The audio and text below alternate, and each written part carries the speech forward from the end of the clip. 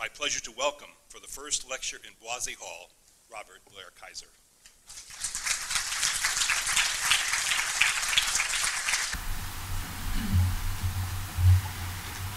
My ears perked up, Father Bob, when you described this center as not your average Newman Center in defense of nothing. You have nothing to defend against. You're doing the same thing at Yale that I was doing at Time Magazine and the New York Times. I was just being a good journalist. And I wasn't trying to convert anybody, but everybody knew it. I was a Catholic and a former Jesuit, and I had an influence there. And those organizations had an influence on me.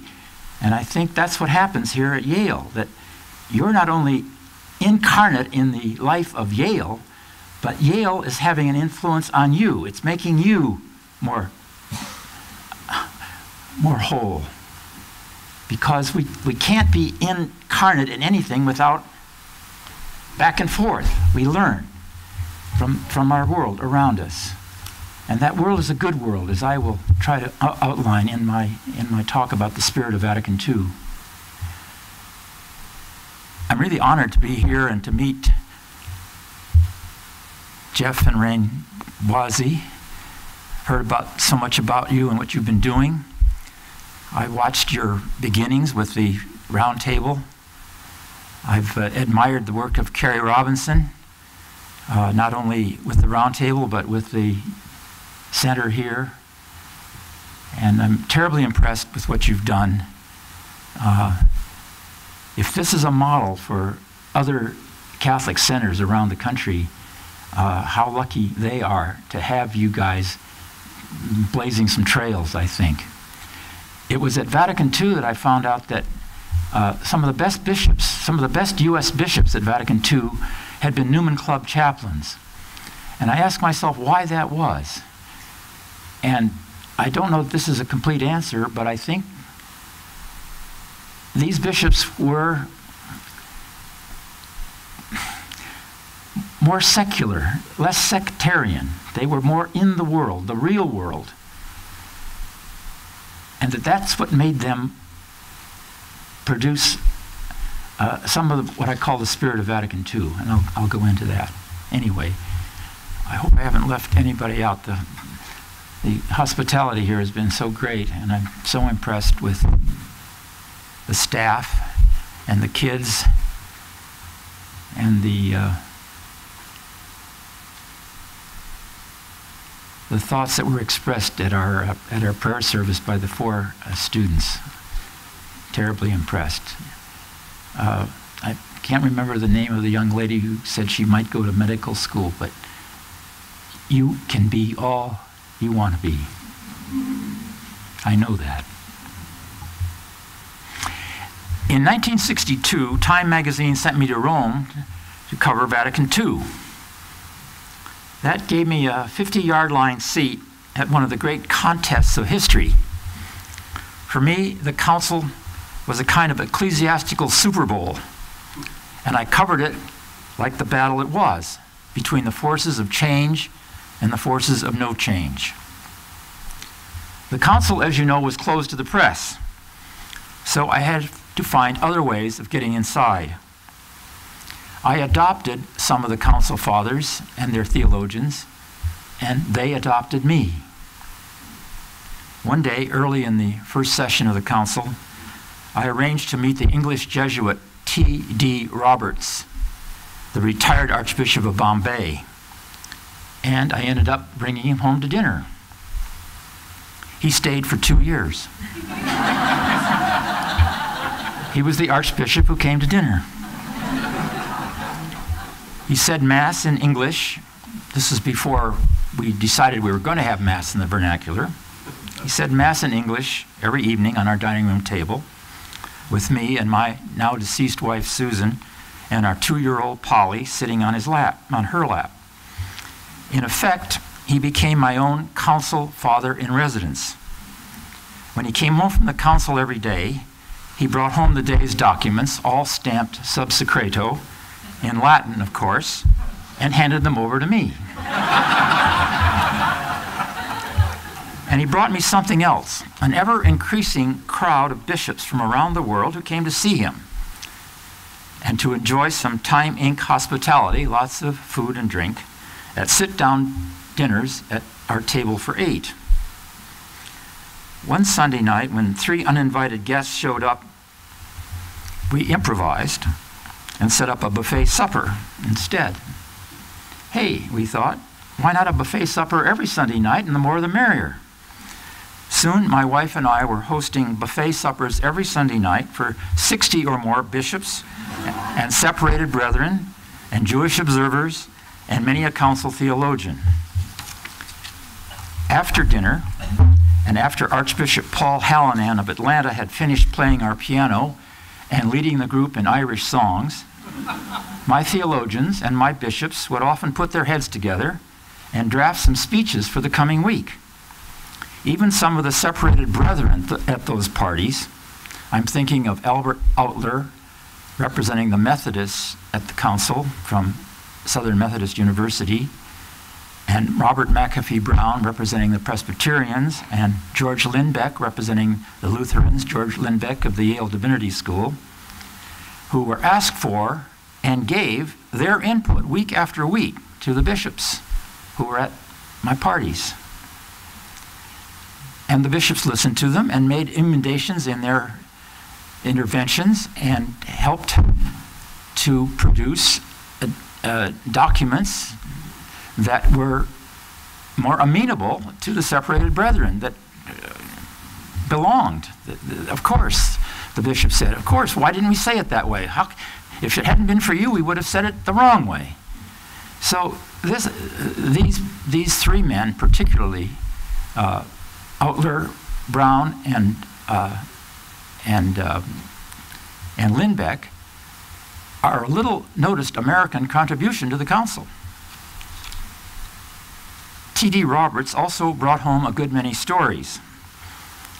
To understand the joke, you have to recall that the Council of Trent, which had frozen the church into the juridical church that Pope John was trying to change, was several hundred miles away from Rome in the Italian Alps. One of Archbishop Roberts' best stories recounted the tale of Cardinal Ottaviani, who was so miffed when they cut off his microphone for an overlong speech one day that he stayed away from the council for 2 weeks. What had happened?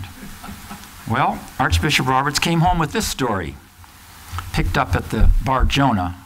There were 2 bars behind the St. Peter's altar, the Bar Jonah and the Bar Rabbis, where the bishops could repair to and have a cup of coffee or a brandy in the middle of the morning. Lots of good conversations went on there, maybe better than on the council floor in some cases. Well, Archbishop Roberts came home with this story. The morning after Cardinal Ottaviani's rebuff, his limo driver didn't show up. So he hailed a passing taxi and said to the driver, "Al concilio," to the council. And so the cab driver drove him to Trent.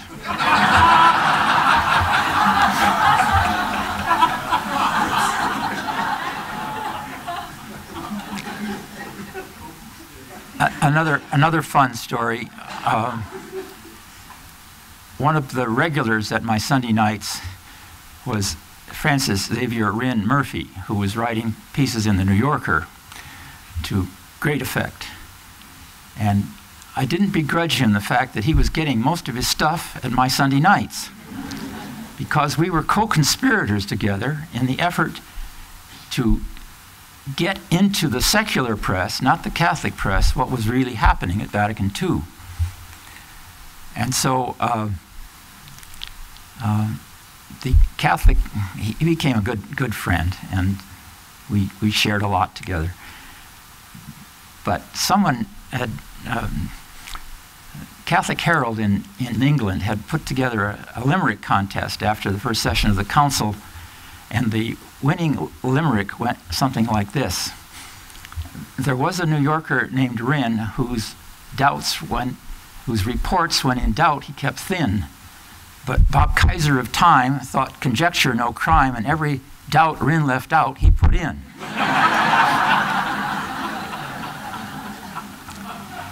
This is these are some of the fun parts of what I mean when I frame my talk as the human side of Vatican II.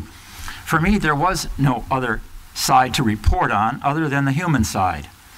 As the council opened, I sought out America's most famed Catholic preacher, Fulton Sheen. He was staying at the Excelsior, the priciest hotel on the Via Veneto, to ask him about his hopes for the council. He turned down my request by denying the very humanity of the council itself. It will be all about the Holy Spirit, he said. He will tell us what to say and do. Bishop Sheen didn't tell me how I should go about interviewing the Holy Spirit. But I went on to interview almost everyone else I could find, often in 18-hour days, and much to my surprise, I was getting stories about the council into the magazine almost every week. And then at the end of the council's first session, Dick Clerman, my chief of correspondence at Time, gave me 6 weeks off to do a book on that first session of the council. And so I wrote the book in 6 weeks, working pretty much around the clock. The Observer of London serialized the book in August 1963, installments on page 1 every Sunday for 4 Sundays in a row. And when the book came out in London and Dublin, it shot to #1 on the bestseller list. In the book, I used an extended metaphor, imagining the church as the bark of Peter, a ship that had been in port for too many centuries, its bottom so encrusted with barnacles that it could no longer sail. Now, by calling a council, I said that Pope John had figuratively launched that vessel out onto the seas of the world. Pope Paul VI liked that image so much that he got Monsignor Luigi Liguti, one of his American Monsignor friends who was living in Rome, to ask me for permission to have my book translated into Italian and published for the benefit of the Italian bishops so they could better understand what the council was about. The bark of Peter now launched onto the seas of the world. The image underlined what was different about Vatican II. For all the other councils of history, 20 of them, the church turned inward on itself. This council turned out to the world. Not everyone understood that right away. Pope John's Curia didn't get it. They may have never gotten it.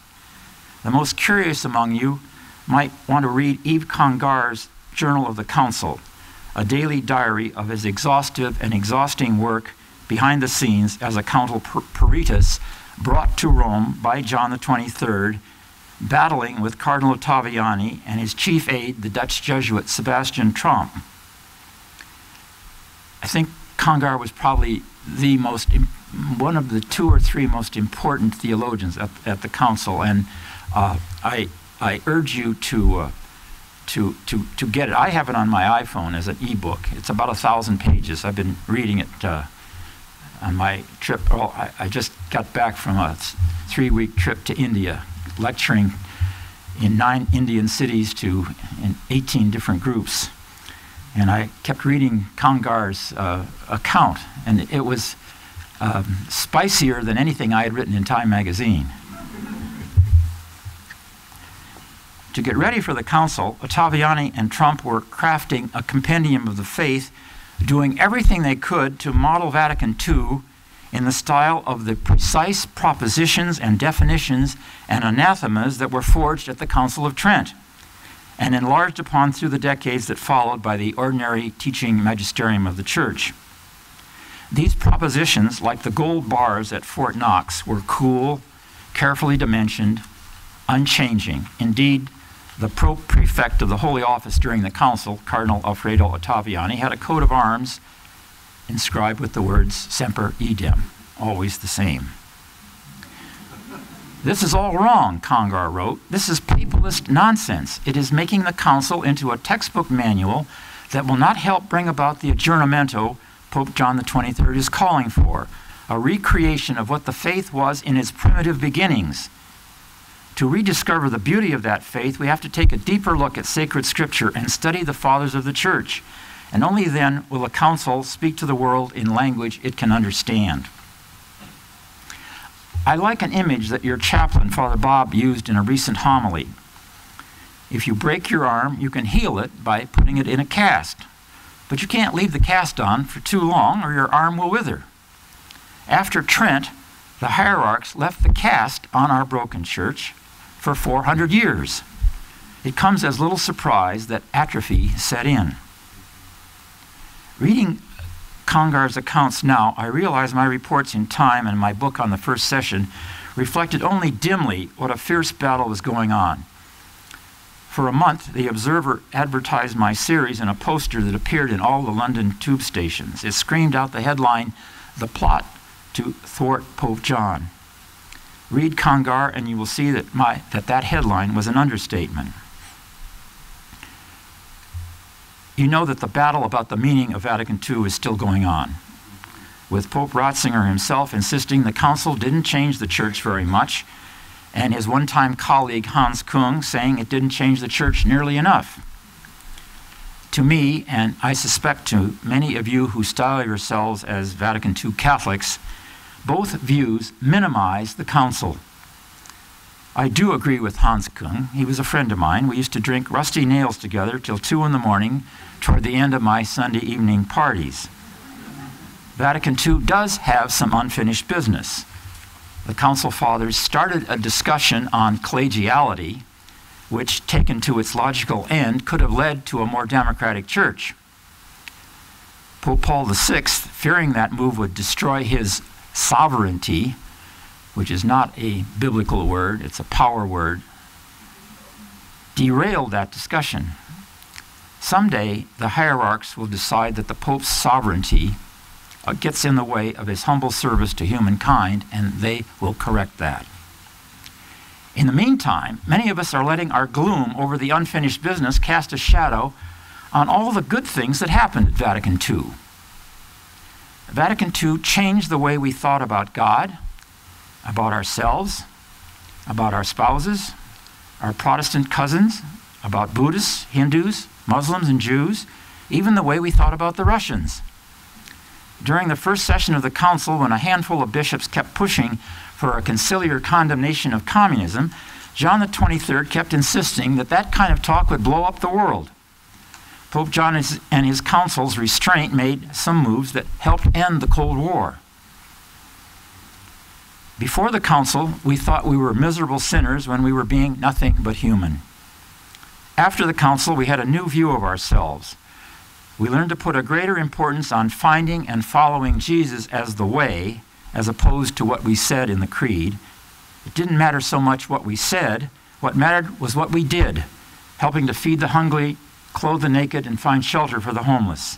That's what made us followers of Jesus. Footnote here at the center, at St. Thomas More Center. It strikes me that you're not only an intellectual center in the midst of Yale, but not simply a head thing, but a heart thing too.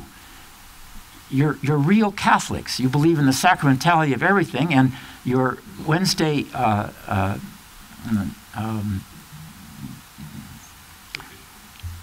soup kitchen is a testament to that, and that cannot but have a great effect on the wider community here at Yale. So we Catholics are not only thinking Catholics, we're feeling Catholics, and you show it. Before the Council, we were told we were excommunicated if we set foot in a Protestant church. After the Council, where Protestant observers were welcomed, given seats of honor, and spoken of no longer as Protestants but as separated brethren, we stopped fighting the Methodists and the Presbyterians and conspired with them in the fight for justice and peace and marched with them to Selma. Before the Council, we thought only Protestants read the Bible. After the Council, we've seen a new Catholic appreciation of the Scriptures.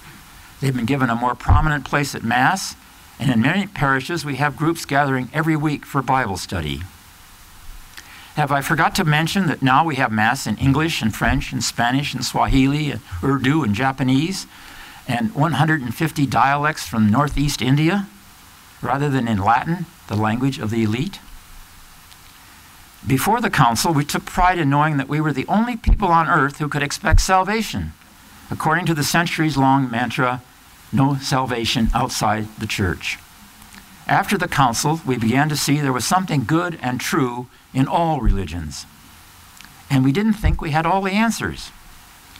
After Vatican II, we started thinking of ourselves not as the one true church, we were a pilgrim people.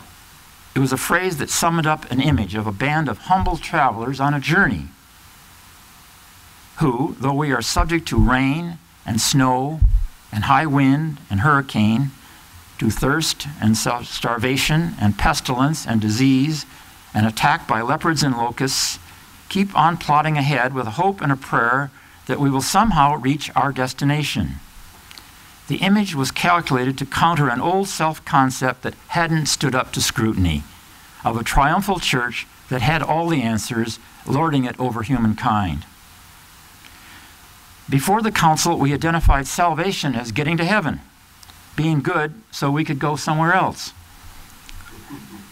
After the council, we knew that we had a duty to bring justice and peace to the world in our own contemporary society, understanding in a new way the words that Jesus gave us when he taught us to pray, "Thy kingdom come, thy will be done on earth, as it is in heaven." Before the council, we were sin-obsessed. It was even a mortal sin to eat a hamburger on a Friday night after the game. After the council, we had a new sense of sin. We didn't hurt God when we sinned. We sinned when we hurt somebody else or ourselves. After the council, we had a new, holy, hopeful view of ourselves, redefining holiness as the famous Trappist monk Thomas Merton once did: to be holy is to be human. Before the council, we were told we were condemned to hell if we made love to our spouses without at the same time making babies. After the council, we knew we had a duty and the pleasure to make love even if we could not afford to have another baby. Late in the fourth session of the council, after Pope John had gone to heaven, the council fathers remembered that he had wanted to put the kibosh on a number of imagined isms, all of them abstractions. When they were asked during the editing phase of Gaudium et Spes to approve a condemnation of eroticism, one council father pointed out, "In se, eros habet aliquid boni." In itself, there's something good about erotic love. He urged his colleagues not to condemn erotic love, and they agreed with him overwhelmingly. This was a small but significant example of the humanity and the common sense that prevailed among most of the 2,500 bishops and their theological advisors when they were taken out of their overprivileged, overprotected mansions and made to fend for themselves in a city suddenly overpopulated by bishops. In Manhattan, Cardinal Spellman moved about in a limo. In Rome, he'd walk 7 blocks over to my office from his digs at the Grand Hotel to bring me a council document that he thought I ought to see. Cardinal Spellman and the other bishops were not only allowed to be themselves, they soon realized they were being encouraged to exercise something we Americans had always prized: free speech.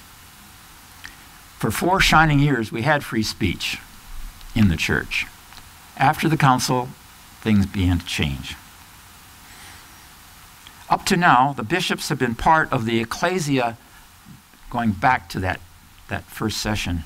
Up to now, the bishops have been part of the ecclesia docens, the teaching church, while the rest of us were the ecclesia discens, the learning church. Here at the council, the bishops all became part of the learning church. Hobnobbing with theologians like Congar, Danielou, Chenu, Skillebex, Hans Kung, and John Courtney Murray, they began to start speaking of the church in new ways, promising to create a new kind of church, a people's church, not a church that was making itself less and less relevant by being too damned happy with itself. Some of the best council speeches were now calling for a church that believed God was at work in all men and women, in individuals as well as in humankind as a whole, a church that wanted us to be all we could be, in this life as well as in the next. Before the council, we thought God spoke directly to the Pope and that he passed the word down the ecclesiastical pyramid to the bishops, and then to the priests, and then the nuns, and properly filtered to us. Coverage of the conciliar debates by the media showed us the real church didn't work that way. We saw the church, in the person of the bishops, making up its mind with the kind of stormy arguments that go on in any parliamentary body. After the council, we learned a new geometry. The church wasn't a pyramid, it was more like a circle, where we are all encouraged to have a voice. We were told that we are the church. The council fathers said we have a right and a duty to speak out about the kind of church we want to be. That was the theory, anyway. Please note that most of these changes did not come about because the Fathers of Vatican II revamped what we had already professed in the Creed. They didn't change our faith. They didn't come up with a new understanding of God. Still one God, two natures, three persons. Only in this sense can I agree with Pope Benedict XVI when he keeps insisting on something he calls the hermeneutic of continuity.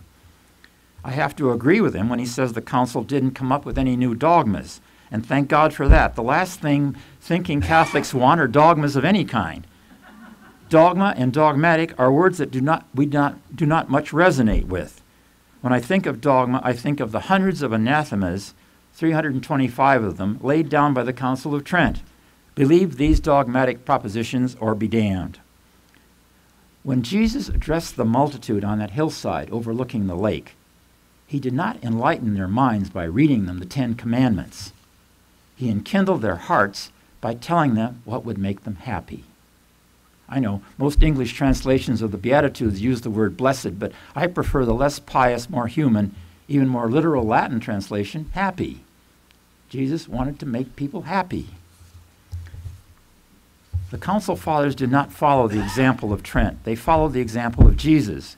They did not anathematize anyone or anything. They set up a new style of thinking about ourselves as followers of the guy who told us how we could have life and have it more abundantly. We make a mistake if we comb through the 16 documents of Vatican II and hope to find explicit warrants for the church we want to see take shape in the future. We can only capture the real revolutionary meaning of the Council by looking at the new kind of language that permeated all these documents. It was not the kind of legalistic language Cardinal Ottaviani loved. The American Jesuit John W. O'Malley, author of the most authoritative work on the Council, What Happened at Vatican II, says the Council's message was hidden in plain sight. Father O'Malley describes it by contrasting the old language with the new. At stake were almost 2 different visions of Catholicism, from commands to invitations, from laws to ideals, from definition to mystery, from threats to persuasion, from coercion to conscience, from monologue to dialogue, from ruling to service, from withdrawn to integrated, from vertical to horizontal, from exclusion to inclusion, from hostility to friendship, from rivalry to partnership, from suspicion to trust, from static to ongoing, from passive acceptance to active engagement, from fault-finding to appreciation, from prescriptive to principled, from behavior modification to inner appropriation. Mere words?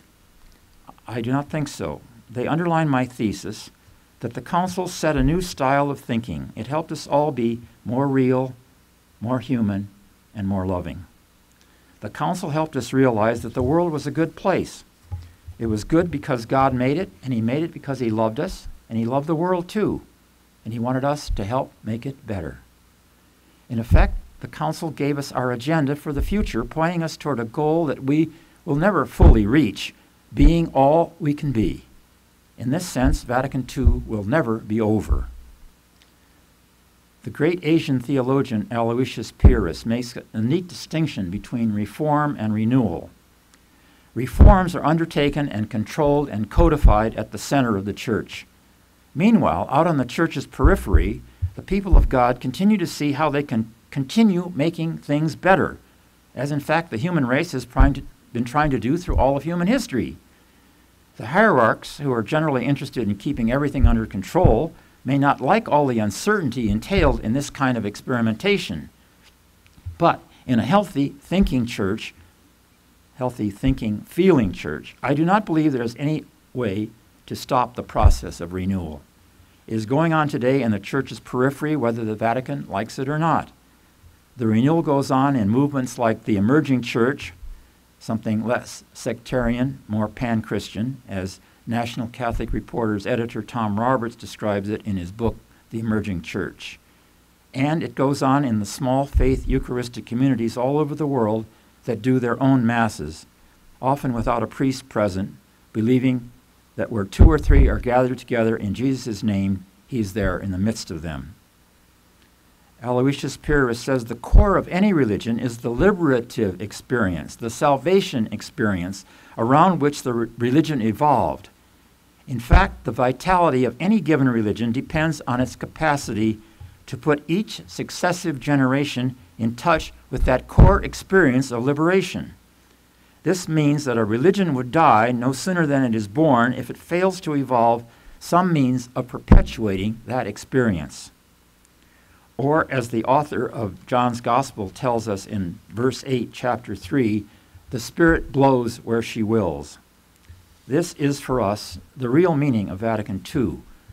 Let the Spirit inspire us. Let the Spirit live in us. The future of the church, the future of Jesus on this planet is up to us. Thank you.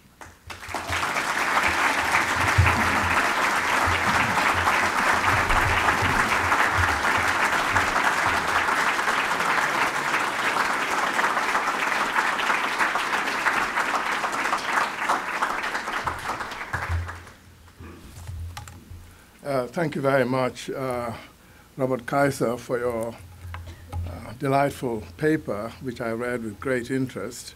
And my remarks are really directed to try and raise some issues, questions that I hope we can engage in conversation. You offer a narrative of anecdotes of an embedded reporter's view of Vatican II with an emphasis on what you call the human side of the structural order of the assembly.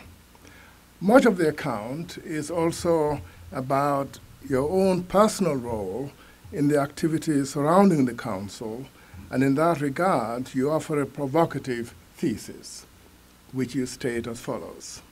In the midst of the clerical scandals, the memory of Vatican II and its accomplishments are the only things that will save the church. I gulped at that bold assertion. Liberal Catholics contend that Vatican II did not go far enough, while conservative Catholics maintain that it went too far. The liberal critics feel that the church should embrace, with few qualms, democratic principles in church governance, essentially taking more seriously the role of women and the laity in the running of the church. Pope Benedict XVI, you suggest, reject this view of authority and is set on pulling back from that kind of openness. In the tension between the liberal and conservative contentions, Vatican II emerges then not so much as a failure as a catalyst of Catholic intellectual development. Vatican II frames the terms in which Catholics try to reposition themselves in the world they know, as opposed to a world they must flee. By general consent, the gains of Vatican II were immense and enduring, representing an epochal shift of attitude to faith and to the world. The strains of affirmation that you enumerate so well, welcome, solidarity, ecumenical charity, interfaith openness, attentiveness to a changing world, are now too strong a part of the permanent legacy of the Council to be ignored. The genie is out of the bottle. I am struck by Kaiser's emphasis on how Vatican II made the Church more human. And I find his argument here really compelling and revealing. The contrasts he draws between before and after are as sharp as they get. The difference, in fact, between night and day.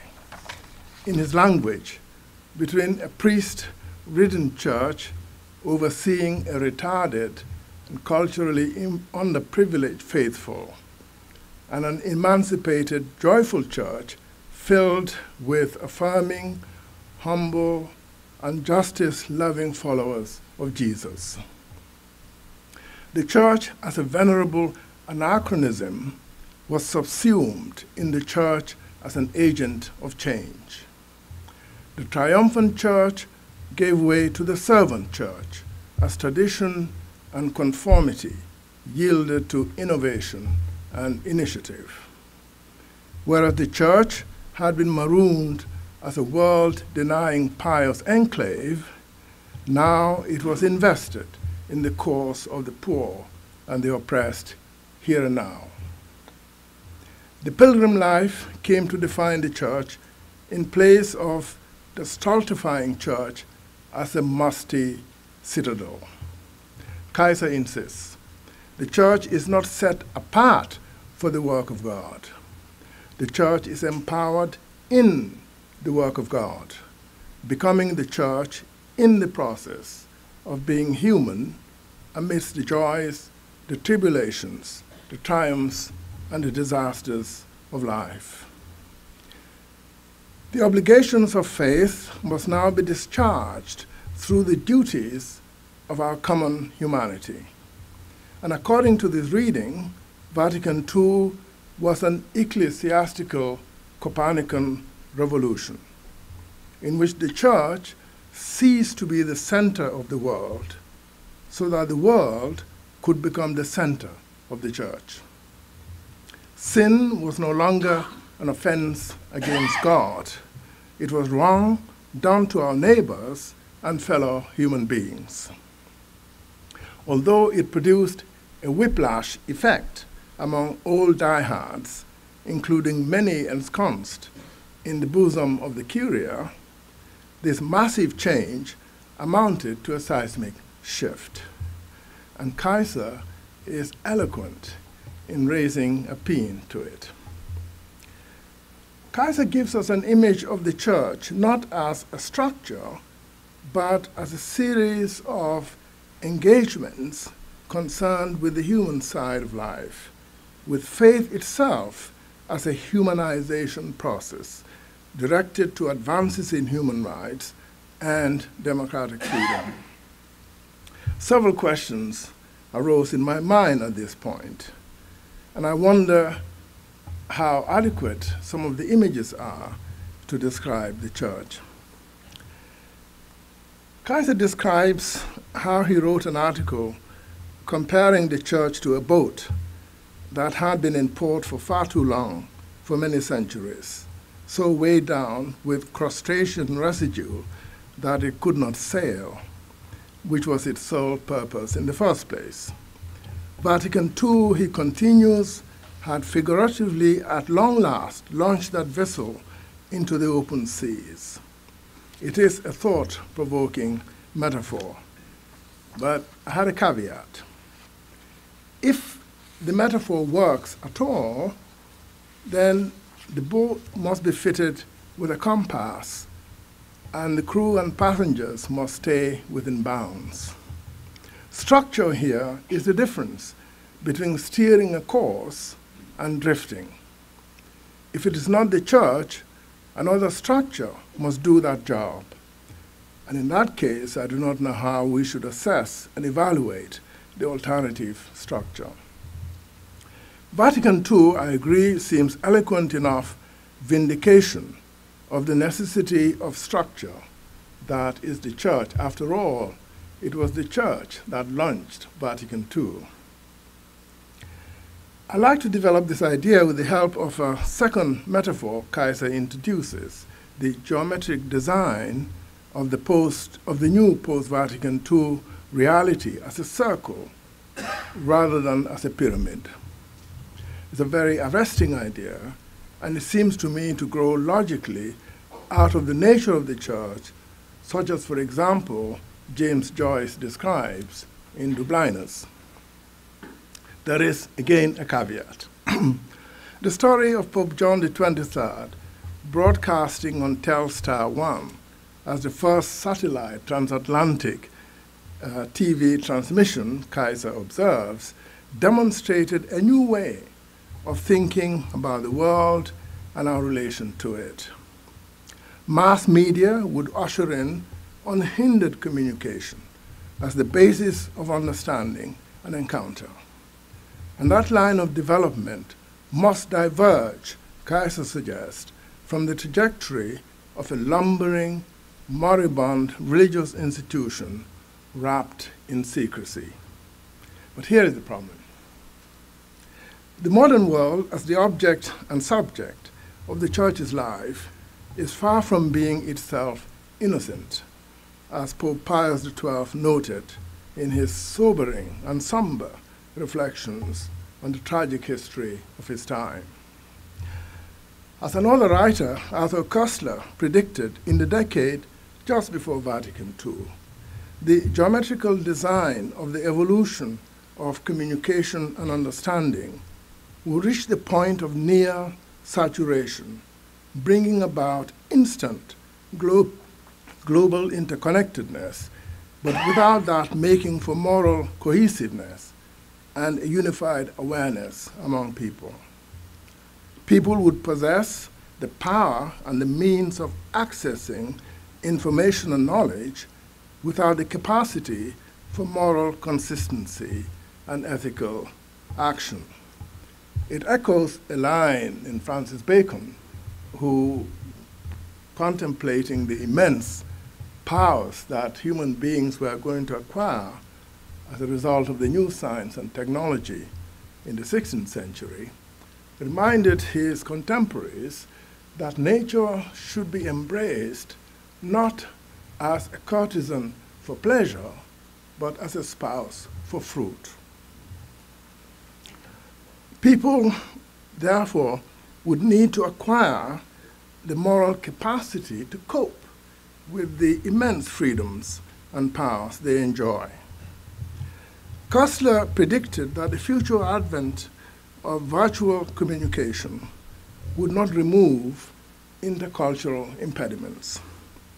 And I quote him, "The stupendous amplification of vision and hearing would cause a rapid deterioration of the intellectual and moral content of communication.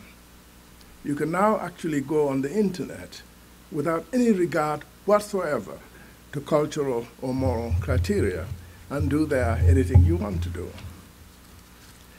Our diagrams, Koestler continues, show an unprecedented increase in the range and power of the species' sensory and motor organs, coincident with a marked deterioration of the integrative functions which determine spiritual maturity and ethical and social ethics.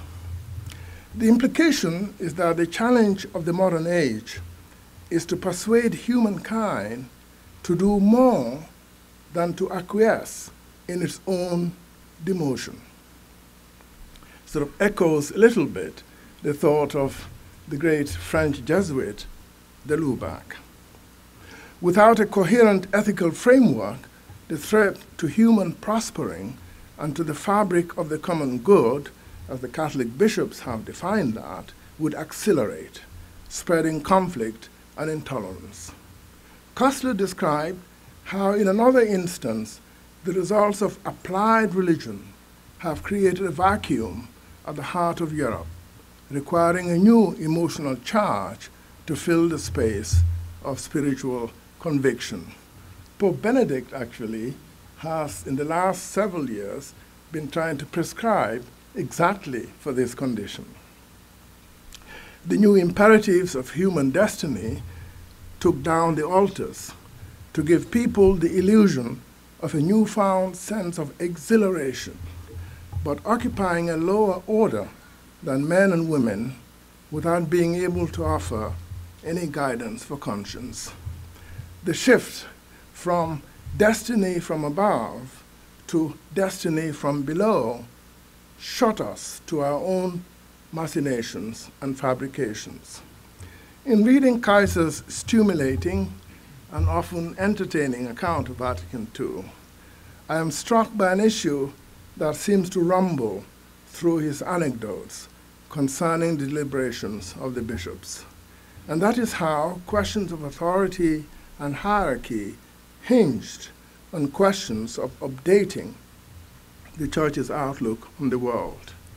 The polarity between God and the world, for example, is intertwined with the issue of the polarity between the sacerdotal office and the secular life, between the institution and the human. The actions taken at the Council try to remove the theological polarity in the move to reconcile the secular and the sacerdotal. On this subject, I am unsure how to grade the Holy Father today, given his own views about the importance of reason for faith and practice.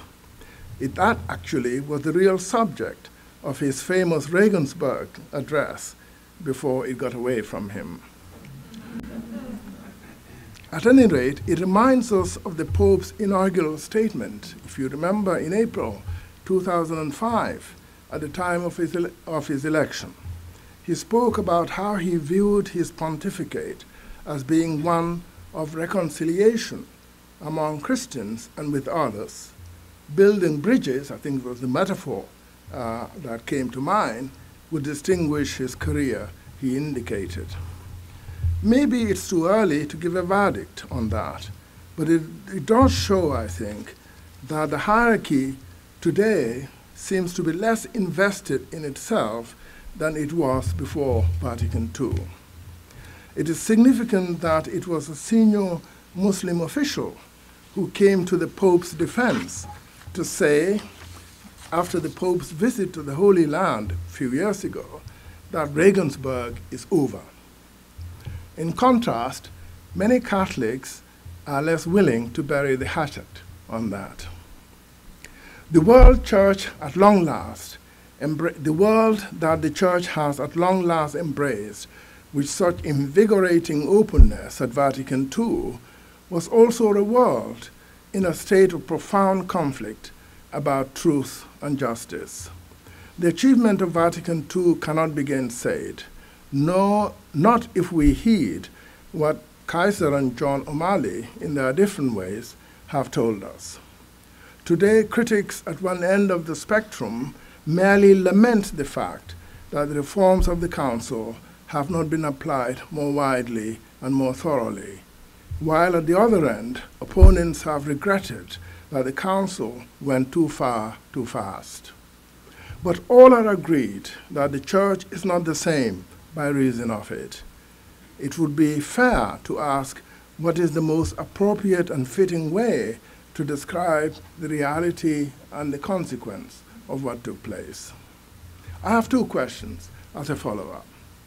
One is about the circle as a suitable substitute for the pyramid as a figure of the new church. St. Bonaventura has said somewhere, I forget, that the nature of God is a circle of which the center is everywhere and the circumference is nowhere, suggesting that moving the circle from a theocentric to an anthropocentric position would give it a circumference as the stakeout of contention and rivalry. Or would it? Even if desirable and culturally meaningful, is that the outcome we should expect from Vatican II? I ask purely in innocence. The second has to do with Catholicism as a global faith present in the remotest corners of the world today and practiced through an infinite diversity of tongues and idioms. It doesn't come up as such in Robert Kaiser's presentation, which probably fairly reflects the Church's Euro-American self-image in the 1960s. Yet by 1962, that image was changing significantly. The church, the center of gravity of the new kind of church the documents of the Council designed, was already shifting from the northern to the southern hemisphere as the post-Western phase of Catholicism was beginning. It was masked and concealed by the Cold War and by the Cuban Missile Crisis, which is 50 years today. But it was no less momentous for all that, as the pontificate of John Paul II demonstrated in time. This religious revolution is having an impact on Europe and North America, as Andrew Rice, Catholic reporter for the New York Times, recently reported. And I quote him, "The story is familiar within the Catholic Church, the world's largest Christian denomination. Roughly a third of the College of Cardinals currently hails from the global south, lending support to predictions that someday, perhaps quite soon, they will elect a non-European pope." I met a senior official at the Vatican recently who echoed that sentiment, and when I looked somewhat skeptical, he looked at me sternly and he said, "I believe in God."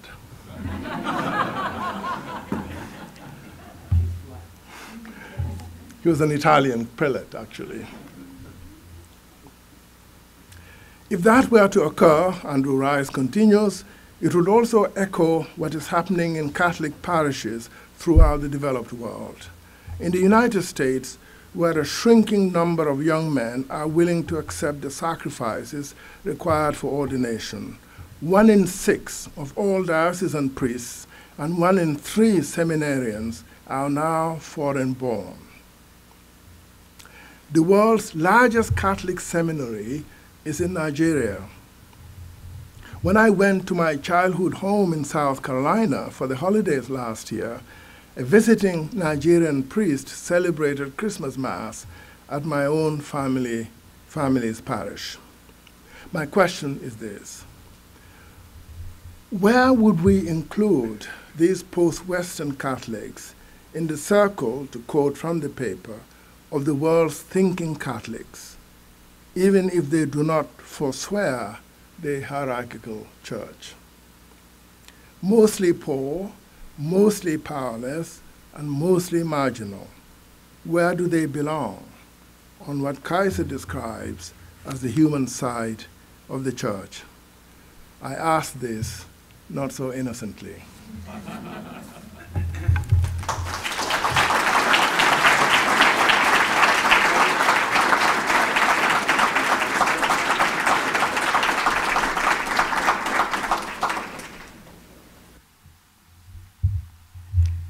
I resonated with that rejoinder that your friend in the Vatican gave you, "I believe in God."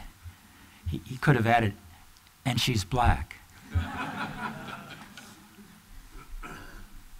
I ran into Cardinal Turkson the night he was made a cardinal. He's from Ghana, Cape Coast. And I asked him, it was at the end of a long receiving line, and I was the last one in line, and I said, "What would you prefer, a clerical church or a people's church?"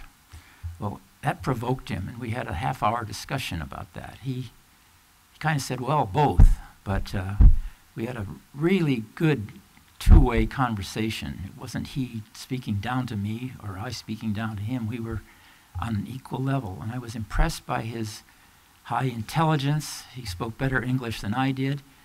He had a background with the Jesuits in Rome at the Biblical Institute. And as we parted, I said to myself, if we're ever going to have an African pope, this is the guy.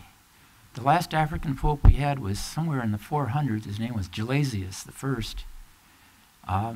I would not be a bit surprised if he were elected pope. It's time. As Dr. Sene has pointed out, there's a shift demographically in the church to the southern hemisphere. Politically speaking, although he's from Ghana, he's been in the Vatican for the last 3 or 4 years. The Pope John Paul II brought him to Rome to head the Congregation of Justice and Peace. So in that office, he has gotten to meet every cardinal that ever comes to Rome to visit. I'm sure they call on him. And because he's at the Congregation for Justice and Peace, he's more interested in the real world than the ecclesiastical world. And I think he may well impress a lot of the people that come to the conclave. So just in a human political sense, he has he's a step ahead of cardinals who are not well known by the general population, 120 cardinals that come to Rome. My wish may be father to the thought, but so what? You know, I just hope that the cardinals don't know that Kaiser is pushing for Turks, and then they'll say, well, we don't want him because Kaiser wants him. We'll see. I'm giving myself too much credit. Questions? Just hold your cards up if you have a question, and they'll be collected. I'm not against hierarchy, although I like that contrast between the pyramid and the circle. We all need hierarchy. Our basketball team has to take orders from the coach. Mr. Boisi's corporation has to take orders from him. But there's a difference between a basketball team and a modern corporation. The modern corporation head is not a absolute ruler ruling absolutely, as the Pope still is. He consults with the people down below, as it were. If he doesn't, especially if he has a company that's involved in technology, he's going to be, his company will soon be destroyed because he isn't keeping up with the times. And if he doesn't have an open door to all those engineers and scientists below him who are coming up with new ideas and making the corporation much more advanced and much more competitive with their rivals, then he's in trouble. So what we need are we need servant bishops, not lord bishops. And I go way back to Luke 22, where Jesus told the apostles, I'm giving you a new kind of authority, an authority of service, not domination. Let he who thinks he is the greatest among you, let him consider himself the least. And I think we've gotten away from that. Hope it's changing. I think bishops are afraid of losing their authority if they listen too hard.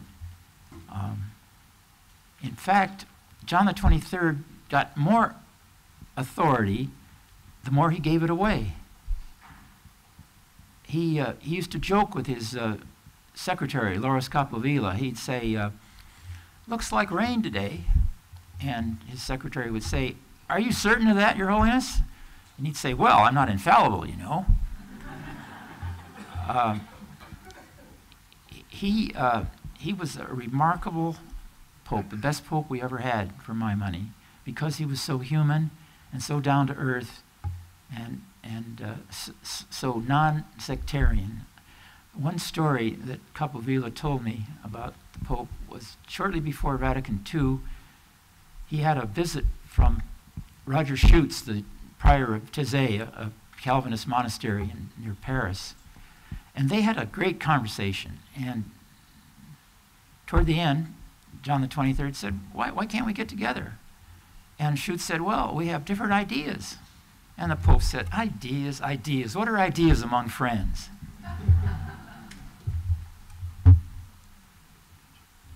You can make your conclusions from that. Yes? All right, we have some questions from the audience, but I'm going to ask mine first. Oh, okay. Real quick. You already gave us an idea of who you would like as the next Pope. What's your best guess? Who will be Pope after Ratzinger?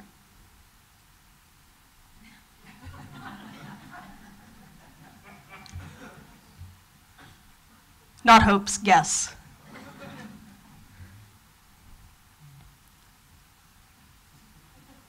I just read a long piece this morning by Paul Collins, a theologian from Australia, who gave us a rundown on all of them, and I can't remember the name of the man that he thought would be most likely to be the Pope. He's an Italian, and he also studied with the Jesuits. He's a man of high culture. I'm prejudiced toward the Jesuits because I was one and I'm still one at heart. But Collins gave two other men, not the Italian, but Rodriguez Maradiaga of Honduras and Turkson of Ghana as he thought the two most qualified men to be Pope. But what do I know? I have a good friend in Rome, Robert Mickens, who's the tablet correspondent, and I rely upon him for the latest. All right, thank you. This question from someone in the audience. What are your hopes for the future of the church, for young leaders, women and men within it? That we capture our voice, that we get a vote, and that we become citizens in the church. We don't think of ourselves as citizens in the sense that we're citizens of New Haven or New York or Newcastle or Los Angeles, and we should. We should have a voice and a vote and citizenship in our church. The question is, how do we get it? How do we seize it?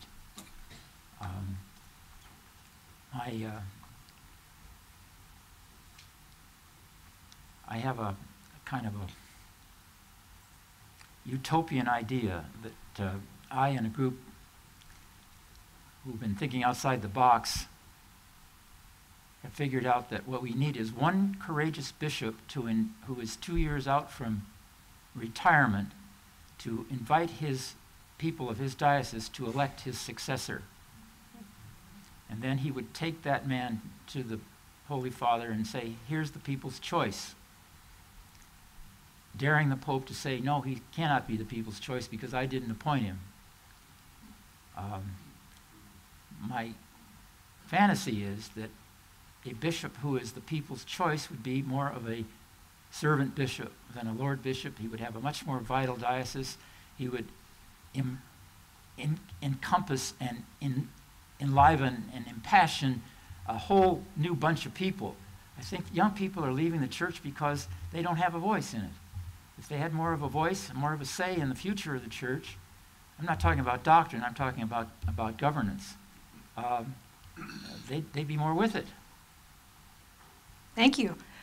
This apparently is the last question. We're running low on time, but I'm sure people can swarm you after the official end of this. Is the Catholic Church still moving in the direction of Vatican II's vision and encouraging full participation of the laity? I would have to ask you, what church are you talking about when you say, is the Catholic Church? Are you talking about... It is capitalized. Are you talking about the hierarchical church or the people's church? Two different churches. If we understand that we are the church, then of course I'm optimistic. We're forging ahead. We're going to do it, whether the Vatican likes it or not.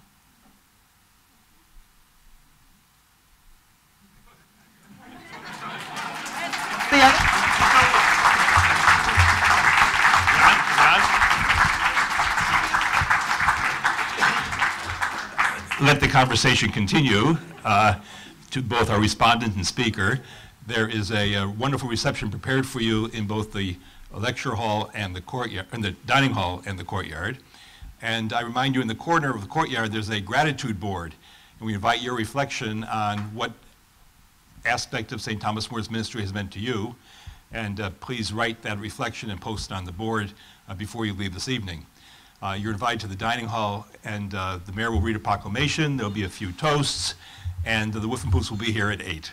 We're grateful for the mayor being here, for Bishop Razaza, for a Jesuit president of Fairfield University, and for a chaplain from that school in Cambridge, Massachusetts. I forgot the name of it, but I want to thank all of you for everything you've done to help make this ministry what it is today. Every one of you here plays a part in making St. Thomas More the great community it is. So thank you all for your contribution.